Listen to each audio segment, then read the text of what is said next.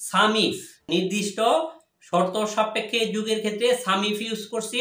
এখানে আমি ফাংশনটা আমি কি লিখব, ইকুয়াল টু দিলাম, তারপর সাম ইফ দিলাম ফার্স্ট ব্র্যাকেট, এবার বলতেছে রেঞ্জ।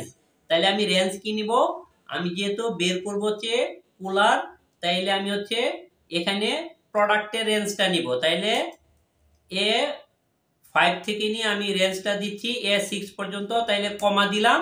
তারপরে আমার এখানে কি বলতেছে ক্রাইটেরিয়া, তাহলে ক্রাইটেরিয়া আমি কি বের করব, A2 বের করব, A2, তারপর কমা দিলাম। কমা দেওয়ার পরে আবার বলতেছে রেঞ্জ, কোন রেঞ্জ, আমি হচ্ছে যে অ্যামাউন্টটা বের করব সেই অ্যামাউন্টের রেঞ্জ আমি নিব।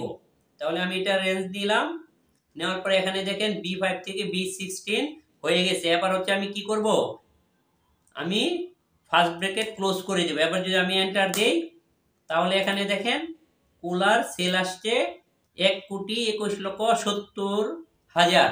এখানে দেখেন কুলা কত, 1,21,70,000।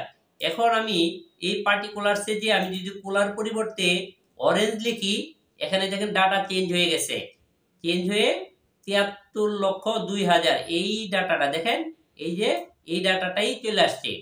এবার আমি যদি এখানে ডায়াপার দেই, সেক্ষেত্রে দেখেন 36,51,000, তাইলে আমরা দেখি 36,51,000।